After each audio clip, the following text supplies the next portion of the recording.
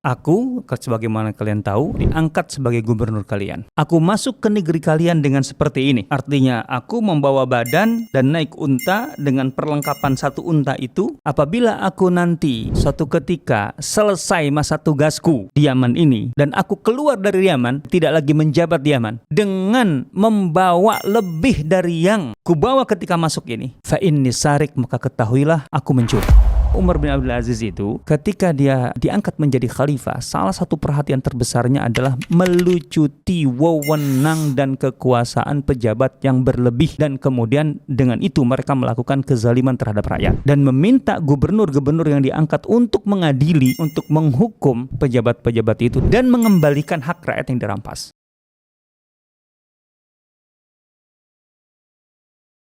Bismillahirrahmanirrahim. Assalamualaikum warahmatullahi wabarakatuh. Alhamdulillah wassalatu wassalamu ala rasulillah wa ala alihi wa sahbihi wa mawala, amma ba'd. Para pecinta Sirah Nabawiyah dan para pemirsa Sirah TV yang berbahagia dan dirahmati Allah Subhanahu wa taala dimanapun berada.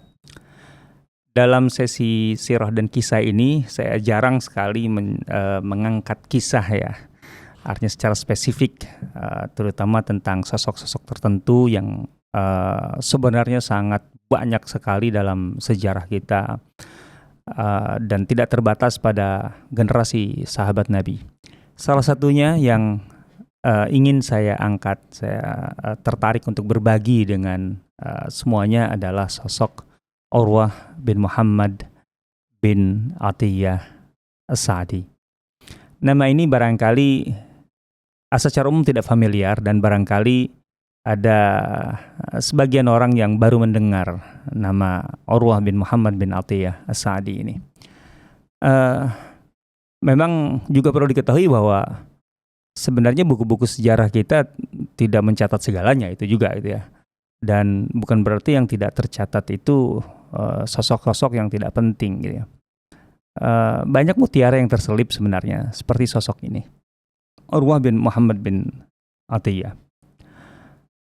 Kakeknya Atiyah bin Urwah bin Al-Qain disebut sebagai lahu suhbah, artinya setidaknya sahabat yang belakangan masuk Islam. Artinya termasuk golongan sahabat, tetapi ya tidak banyak berinteraksi dengan Rasulullah SAW. Meskipun tidak banyak, ya, tapi tampaknya kesannya sangat mendalam. Tentu ada alasan ya, beberapa sahabat itu tidak berinteraksi dengan intensif gitu ya, bersama Rasulullah SAW karena mungkin masuk Islam, diantaranya alasannya masuk Islamnya belakangan. Gitu ya. Yang kedua, karena dia tidak tinggal di Madinah. Tidak semua sahabat itu tinggal di Madinah. Gitu ya. Yang jelas, memang hijrah ke Madinah itu wajib sampai Fathu Mekah tahun 8 Hijriah, kurang lebih di akhir tahun 8 Hijriah. Nah, setelah Fathu Mekah, maka siapapun yang masuk Islam di luar kota Madinah tidak wajib hijrah ke Madinah. Jelas hadisnya, la hijrata ba'dal fatah. Gitu ya. Dan tentu hikmahnya sangat luas sekali. Kita tahu bahwa tahun 9, tahun 10 itu disebut dengan Am al-Wufud, tahun kedatangan delegasi-delegasi Arab dari berbagai pelosok Jazirah Arab.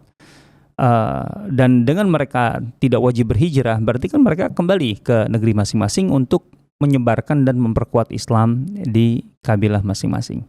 Nah, salah satunya ini sosok kakek dari orang yang sedang atau sosok yang kita bahas, yaitu Atiyah bin Urwah gitu ya. Atiyah bin Urwah ini dalam satu riwayat dia hadir di Madinah bersama delegasi Bani Sa'ad bin Bakar. Tentu Bani Sa'ad bin Bakar sebenarnya seharusnya sangat akrab dengan kita, karena dari suku inilah ibunda Rasulullah SAW yang menyusuinya, gitu ya, yaitu Halimah Sa'diyah itu berasal. Jadi Halimah Sa'diyah itu dari Bani Sa'ad bin Bakar, yang merupakan bagian atau pecahan dari induknya suku besar Hawazin. Nah, jadi Atiyah ini masih remaja ketika datang ke Madinah bersama tokoh-tokoh senior, gitu ya. dari Bani Sa'ad bin Bakar. Setelah selesai seperti biasa Rasulullah SAW memberikan cindramata atau hadiah gitu ya. Dan beliau bertanya, apakah masih ada yang tersisa di antara kalian? Maka mereka mengatakan, ya Rasulullah tinggal hanya anak remaja gitu yang kami tinggalkan di tempat hewan-hewan kami di dan kemah mereka gitu ya. Jadi mereka kan berkemah dan ada hewan yang mereka tunggangi dan harus dijaga, kasih makan. Nah yang jaga itu yang muda artinya ini. Nah, jadi tampaknya sangat berkesan di sini pertemuan Atiyah dengan Rasulullah SAW dan melahirkan keturunan yang luar biasa sampai muncul sosok Urwah bin Muhammad bin Atiyah. Nah, Urwah bin Muhammad bin Atiyah ini tidak juga banyak catatan yang disampaikan oleh para penulis sejarah, baik itu memang sejarah dalam arti peristiwa kronikal gitu ya, seperti Ibn Katsir atau Bari dan lain-lain, atau tarajum, biografi yang biasanya ditulis oleh ulama-ulama hadis untuk kepentingan menjelaskan sanad ataupun para perawi, para penutur riwayat.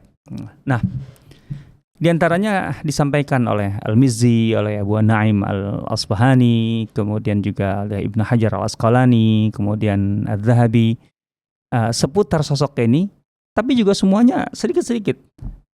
Dari keterangan sedikit itu didapatkan bahwa Urwah bin Muhammad bin Atiyah menjadi gubernur dalam lintas atau dalam beberapa periode pemerintahan, gitu, lintas khalifah lah. Jadi disebutkan bahwa dia gubernur dari sejak masa Sulaiman bin Abdul Malik, kemudian Umar bin Abdul Aziz dan Yazid bin Abdul Malik. Ada yang mengatakan sampai masa Hisham bin Abdul Malik, gitu ya. Nah, bahwa seorang diangkat menjadi gubernur di 3 periode ini menunjukkan satu hal, gitu ya, bahwa dia punya karakter yang sangat kuat dan punya integritas yang sangat kuat.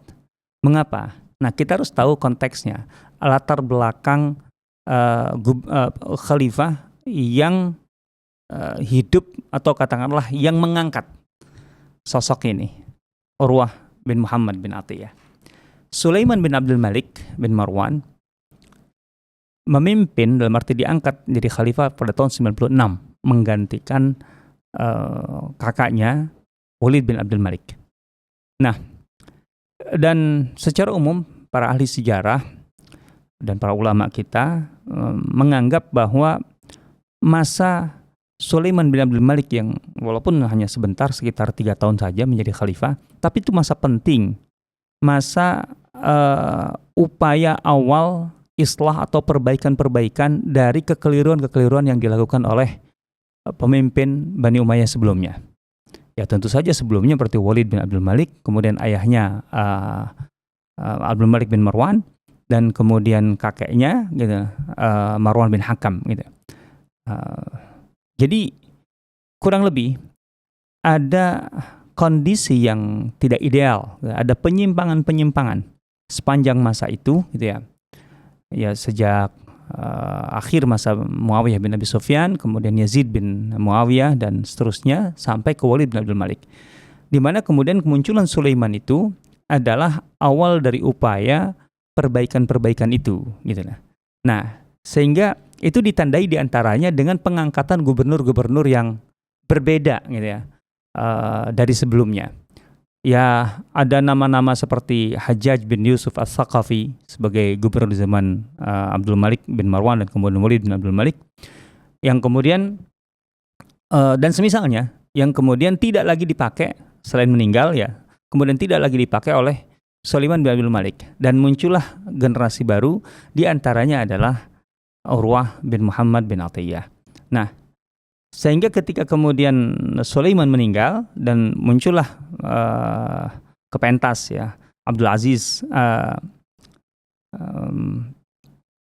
Umar bin Abdul Aziz, itu kemudian tetap dikukuhkan sebagai gubernur gitu ya. Dan bahkan ketika masuk sampai ke Yazid bin Abdul Malik, itu tetap dikukuhkan sebagai gubernur gitu ya. Nah, Yang jelas ketika seorang itu diangkat atau dikukuhkan sebagai gubernur oleh Umar bin Abdul Aziz, berarti dia atau secara style, secara kriteria memenuhi persyaratan yang memang ditetapkan oleh Umar bin Abdul Aziz yang sangat ketat.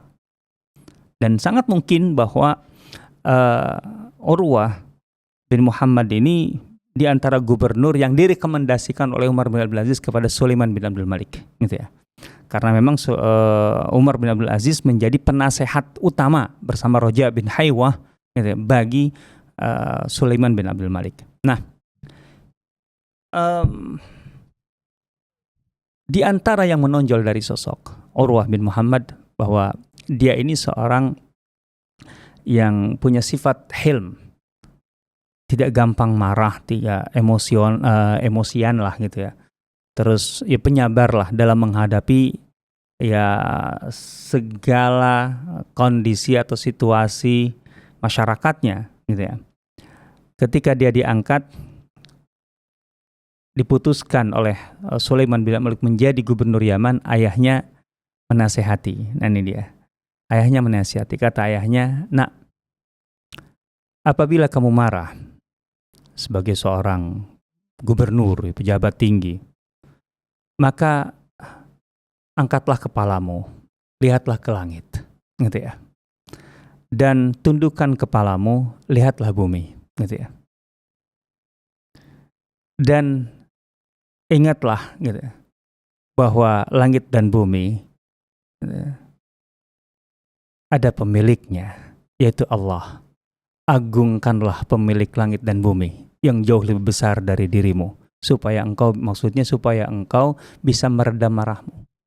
Kalau engkau merasa tinggi sebagai penguasa, sebagai gubernur, dan bisa berbuat apa saja kepada rakyatmu, maka ingat, langit dan bumi yang begitu besar, lebih besar darimu, itu ada pemiliknya, dan pemiliknya itu Allah Subhanahu wa Ta'ala, lebih besar, lebih agung darimu, dan bisa dengan mudah menyiksamu.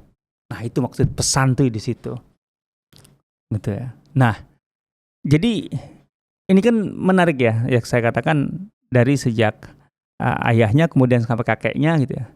Itu adalah silsilah orang-orang yang tidak banyak tersebut dalam sejarah, tapi ternyata mereka begitu terkesan dengan Rasulullah SAW dan berupaya untuk membangun katakanlah legacy gitu ya, sebagai orang-orang yang punya integritas tinggi gitu ya, punya ketawaduan yang tinggi dan menyerap nilai-nilai Islam dengan luar biasa, sekalipun mereka punya punya peluang untuk menjadi orang yang sangat berkuasa. Nah, dalam kitab Tahdzibul Kamal karya Imam Al-Mizzi disebutkan bahwa ketika Urwah bin Muhammad masuk ke Yaman, dia hanya membawa untanya dengan peralatan yang dalam untanya atau yang dibawa gitu di atas punggung untanya itu. Ya, perbekalan sewajarnya, kemudian pedangnya gitu ya. Nah, begitu dia masuk ke Yaman dan tentu saja disambut oleh tokoh-tokoh pemuka-pemuka Yaman, Urwah bin Muhammad berteriak begini, "Ya ahli Yaman, wahai penduduk Yaman, ketahuilah gitu ya. Aku, sebagaimana kalian tahu, adalah gubernur kalian atau diangkat sebagai gubernur kalian. Aku masuk ke negeri kalian dengan seperti ini. Artinya aku membawa badan dan naik unta dengan perlengkapan satu unta itu, dah gitu. Fa in kharajtu minha bi aktsara minha." Apabila aku nanti suatu ketika selesai masa tugasku di Yaman ini dan aku keluar dari Yaman, maksudnya tidak lagi menjabat di Yaman, dengan membawa lebih dari yang kubawa ketika masuk ini, fa inni sarik, maka ketahuilah aku mencuri. Kata-kata ini, wahai penduduk Yaman, aku masuk ke Yaman dengan yang kalian lihat. Apabila aku suatu ketika nanti keluar dari Yaman membawa lebih dari yang kubawa hari ini, maka itu berarti aku mencuri. Kata-kata yang luar biasa. Nah, ada yang mengatakan tadi Urwah bin Muhammad menjabat sebagai gubernur Yaman sampai masa Yazid bin Abdul Malik. Ya, kurang lebih sekitar 10 tahunan gitu ya. Tapi juga ada yang mengatakan lebih dari itu, artinya sampai di masa Hisham bin Abdul Malik. Bahwa bahkan ada yang menyebutkan sampai 20 tahun gitu ya. Dan ketika dia keluar dari Yaman karena dicopot oleh Hisham bin Abdul Malik, nah, ada yang menyatakan, dalam arti terikat dengan kata-katanya ini, mencatat kata-katanya ini, bahwa Urwah bin Muhammad keluar dengan satu ekor unta yang dia tunggangi, dengan pedang, gitu ya, satu bilah pedang, satu tombak, romah, gitu ya, dan sudah perbekalan dalam untanya itu. Jadi dia benar-benar membuktikan kata-katanya setelah 20 tahun menjabat, bahwa ketika dia masuk gitu ya, dan dia keluar itu dengan barang dan perbekalan yang sama. Dan dia sudah mengatakan, kalau aku keluar dari negeri Yaman ini dengan membawa lebih dari barang yang aku bawa masuk, berarti aku mencuri. Nah, dan memang sepanjang riwayatnya sebagai gubernur Yaman, dia terkenal adil, penyabar gitu ya. Bahkan diceritakan bahwa suatu ketika ada bawahannya yang datang gitu ya, dan kemudian mengadu. Nah, ternyata aduannya ini katakanlah aduan yang dibuat-buat, karena di sisi lain dia juga diadukan oleh rakyatnya. Jadi rakyatnya ada, kemudian justru rakyatnya atau masyarakatnya gitu, yang terzalimi memberikan laporan melaporkan balik dengan disertai dengan bukti-bukti. Nah, saat itu bersama Urwah bin Muhammad ada Wahab bin Munabbih, ulama besar dan terkenal, ulama besar, kemudian ya dengan kesolehannya dan sebagainya. Itu tidak kuasa, tidak bisa menahan diri, langsung menghukum si pejabat itu setelah terbukti. Dia berkata, bagaimana engkau bisa melakukan semua tindakanmu ini di masa kepemimpinan Umar bin Abdul Aziz? Artinya, gak kebayang olehku khalifahnya Umar bin Abdul Aziz, sementara ada pejabat sepertimu gitu. Itu gak kebayang gitu. Wah, itu Urwah bin Muhammad setuju dengan apa yang dilakukan oleh Wahab bin Munabbih dengan menghukumnya secara langsung. Artinya bukan dia sebagai pejabat gitu. Dan kemudian tertarik dengan kata-kata Munabbih, wahai Abu Abdillah gitu ya, kau ini gitu ya, dengan marah aja masih bisa bijak gitu ya. Yaitu dengan katakannya tadi, bagaimana mungkin gitu, atau bagaimana bisa engkau melakukan semua tindakan buruk ini gitu, sementara engkau berada di masa kepemimpinan Umar bin Abdul Aziz. Kan itu tidak terbayang seharusnya kan gitu. Nah, itu dia. Nah, ada juga surat menyurat antara Umar bin Abdul Aziz dengan gubernurnya ini, dengan Urwah bin Muhammad. Jadi Umar bin Abdul Aziz itu diantara yang paling dia tekankan kepada para pejabatnya di daerah adalah untuk segera menyelesaikan kasus hukum ya, atau kezaliman yang dilakukan oleh pejabat sebelumnya, gitu ya. Yang tentu saja yang dirugikan adalah rakyat. Ini harus dipahami nih. Jadi kalau kezaliman atau kejahatan itu dia lakukan antara sesama rakyat, kan masalah akan naik ke pengadilan, naik ke pemerintah kan gitu. Nah, tetapi bagaimana kalau seandainya yang zalim itu adalah pejabat, yang dirugikan adalah rakyat? Nah, ini kan yang berat kan gitu. Nah, ini yang disebut dengan mazalim. Jadi mazalim itu kejahatan-kejahatan yang dilakukan pejabat yang merugikan rakyat. Nah, Umar bin Abdul Aziz itu menekankan kepada para gubernur yang diangkat langsung untuk kemudian bisa menindak atau menyelesaikan kasus-kasus ini. Nah, ini Urwah bin Muhammad ini karena saking integritasnya begitu kuat itu, dia tidak bisa langsung menindak atau mengeksekusi arahan Umar bin Abdul Aziz. Karena apa? Karena ketika kasusnya contohnya gitu, ini sampai disebutkan oleh Umar bin Abdul Aziz, engkau ini gimana sih? Aku memerintahkanmu untuk segera menyelesaikan urusan-urusan gitu ya, dalam arti kejahatan-kejahatan dan kezaliman pejabat terhadap rakyatnya, agar segera dikembalikan, segera selesaikan. Jangan banyak tanya terlalu detail kepadaku, gitu loh. Kan begini contohnya. Ketika aku bilang selesaikan urusan ini dan itu menyangkut waktu itu case-nya menyangkut tentang ternak domba, gitu ya. Maka kemudian Urwah bin Muhammad nyurati dulu, ini yang ku kembalikan ini gimana ini? Karena kan kasusnya sudah bertahun-tahun. Sementara ini yang ada, yang dimiliki oleh pejabat itu, yang harus dikembalikan itu dombanya warnanya warna gelap atau warna terang gitu. Ya ampun, kata, mau gelap mau terang itu kan masalah warna gitu maksudnya. Yang penting cepat selesaikan. Apa engkau nggak menimbang berapa jarak tempuh gitu loh antara tempatmu dan tempatku? Bayangkan dari Yaman ke Damaskus itu kan 2000 kilometeran itu. Dan tidakkah engkau mempertimbangkan umur? Emangnya kita punya umur berapa lama itu untuk bisa menyelesaikan itu? Jadi intinya Umar bin Abdul Aziz itu ketika dia diangkat menjadi khalifah, salah satu perhatian terbesarnya adalah melucuti wewenang dan kekuasaan pejabat yang berlebih, dan kemudian dengan itu mereka melakukan kezaliman terhadap rakyat. Dan meminta gubernur-gubernur yang diangkat untuk mengadili, untuk menghukum pejabat-pejabat itu dan mengembalikan hak rakyat yang dirampas. Intinya jangan terlalu detail gitu ya. Karena itu bisa berjalan sudah bertahun-tahun gitu loh.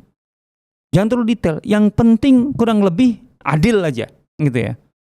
Tadi sampai ini warna yang dulu yang dirampas itu warnanya warna terang atau warna gelap dombanya. Itu nggak penting itu. Artinya terlalu lama itu. Masalah nggak akan selesai-selesai kalau kayak gitu. Terlalu banyak gitu. Itu dia. Nah, tapi di sisi lain itu menunjukkan Urwah bin Muhammad seorang pejabat yang luar biasa berusaha untuk sebisa mungkin dia bukan sekedar adil dalam arti betul-betul sampai sedetail mungkin untuk tidak melakukan kesalahan. Nah, sebagai penutup, sosok ini Urwah bin Muhammad ini adalah perawi hadis. Ada beberapa muridnya ulama-ulama besar, termasuk Simak bin Fadl, gitu ya. Apalagi yang berasal dari Yaman, As-San'ani, itu banyak yang ulama-ulama yang belakangnya As-San'ani yang merupakan murid atau meriwayatkan hadis. Jadi dia sendiri periwayat hadis. Hadisnya ada dalam Sunan Abi Dawud, ada dalam Musnad Ahmad, gitu. Yang paling terkenal adalah sabda Rasulullah SAW, gitu. Innal ghadaba minasyaitan. Sesungguhnya marah itu berasal dari setan, gitu ya. Berasal dari setan dalam arti bagian dari cara setan untuk merusak kita. Wa inna syaitana khuliqa minan nar. Dan sesungguhnya setan itu diciptakan dari api. Wa innama tudfa'un nar bil ma'. Rasulullah SAW kemudian menyatakan api itu dipadamkannya oleh air. Fa idza ghadiba ahadukum, maka jika ada seorang di antara kalian yang marah, falyatawadda, maka berwudulah. Nah, jadi ini hadis ini dari Urwah, artinya dia, yang menuturkan Urwah bin Muhammad bin Atiyah, dari kakeknya itu Atiyah, gitu. Jadi memang ada kisahnya di situ bahwa satu ketika di majelis gubernur gitu ada satu persoalan yang membuat gubernur Urwah bin Muhammad begitu marah. Ini yang menceritakan yang hadir di situ, kalau tidak Simak bin Fadl. Kemudian dia keluar dari majelis itu dan muncul dengan kelihatan dia telah berwudu. Maka ditanya, kenapa engkau pergi dan kemudian berwudu?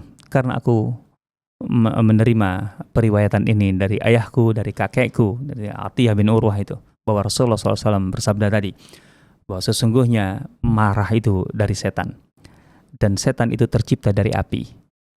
Sesungguhnya api itu dipadamkan oleh air. Maka jika seorang di antara kalian marah, maka berwudulah. Demikian ikhwan dan akhwat sekalian, sosok Urwah bin Muhammad bin Atiyah As-Sa'di dari Bani Sa'ad bin Bakar sebagai sosok menarik model yang harus menjadi inspirasi, menjadi teladan bagi kita sebagai individu biasa, apalagi sebagai pejabat publik. Wallahu ta'ala alam. Assalamualaikum warahmatullahi wabarakatuh. Saudara-saudaraku sekalian, para pecinta sirah nabawiyah dan sejarah peradaban Islam dimanapun berada, bagi Anda yang ingin mengikuti materi-materi eksklusif dari Sirah Community Indonesia, silakan bergabung dengan YouTube membership yang bisa Anda akses di channel YouTube Sirah TV.